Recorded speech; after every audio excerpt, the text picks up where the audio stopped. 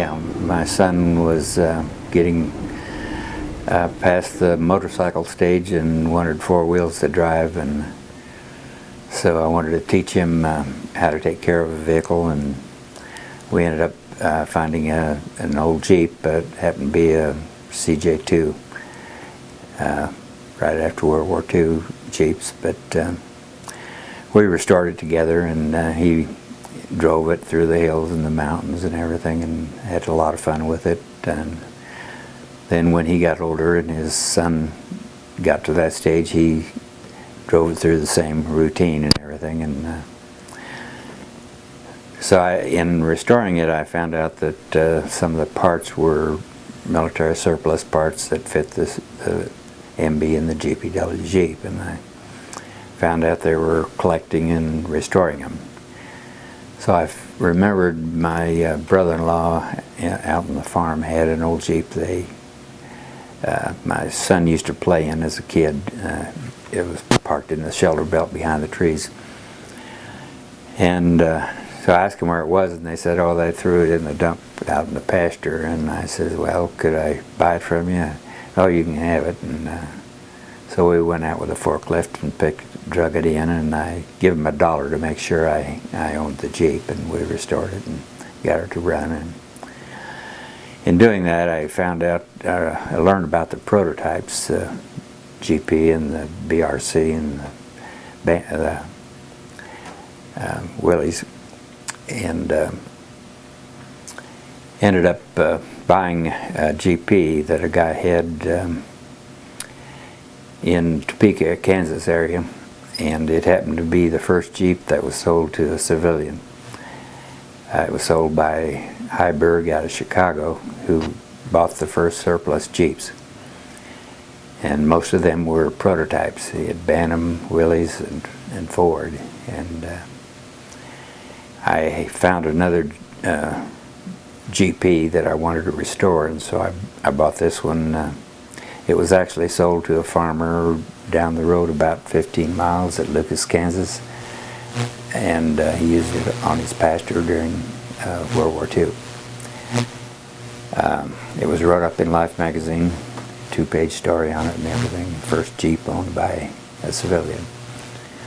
And I later sold it for after I got my first GP done.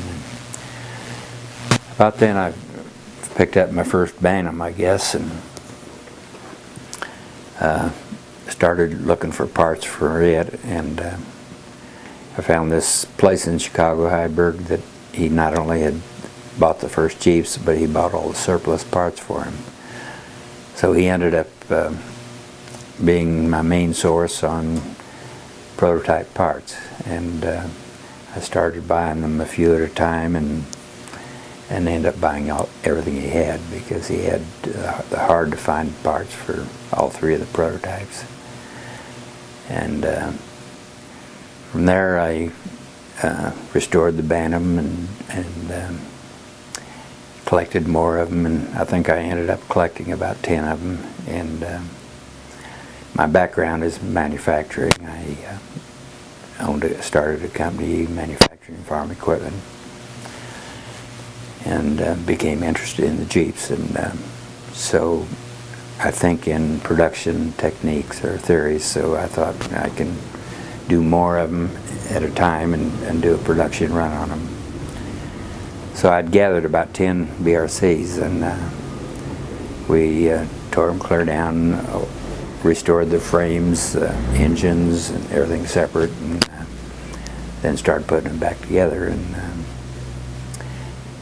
everybody wanted one, and I've really never advertised any for sale. They find out about them, and ended up. Then I restored the GPs and the MAs, and I restored about 10 of each of those. So that's about where I'm at. Here, we cut a lot of the metal out with saw we use quite often. Over here is the milling machine, and we had to machine some of the parts of the made. This place is a mess now, but that's mostly what we use besides a welder. That's about it.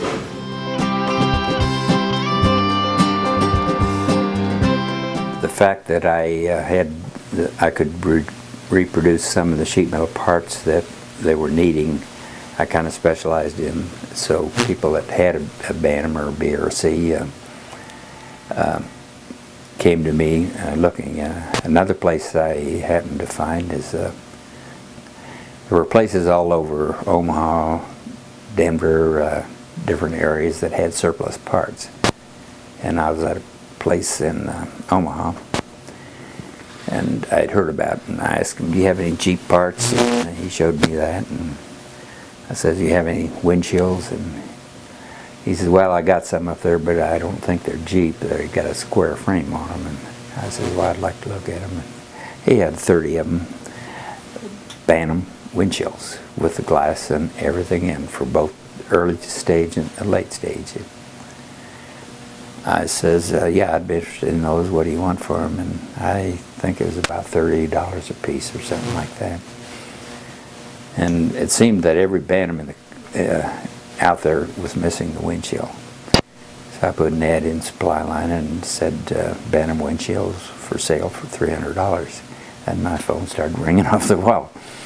And so I ended up going through all those, and by the time we got done, I think I didn't have one left for myself. I had to make one for the last Bantam I restored.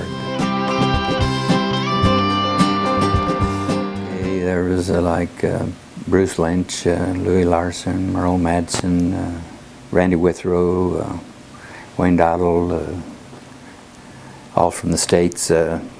John Giesink was from New Zealand, got involved in producing some of the parts. But yeah, I became real good friends with all those, and met them at all the conventions, and went from there. It seemed like there were more GPs that showed up, and I started with them, and it was several years before I found my first Bantam. And even longer before I found my first MA, because they were the fewest built. But the Bantams were very rare, and if you found any in any kind of condition, well, you bought it and then looked for parts later. But they were definitely the most interesting because of the history behind the development of the Jeep.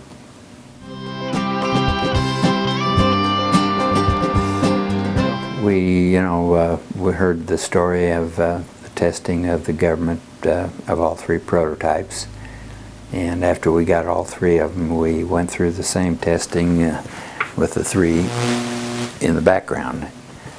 A reporter from Paris, France, come over, and it was the only place in the world he could find someone that had all three Jeeps, and he wanted to reenact the testing they done and document it and everything. And so he ended up coming over, and we took all three of them out to the hills and drove them, and I've got pictures of the testing we done. And climbed 45 degrees and on a steep angle, and then we took them down the highway and raced them,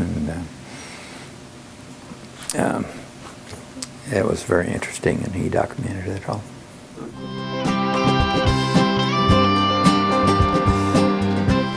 He came over first to buy a GP, and I was just restoring the Bantams at the time, and he said, would it be possible for me to buy one of them when you get it restored? And I says, sure. Yeah. And that's probably the first Bantam I sold. So.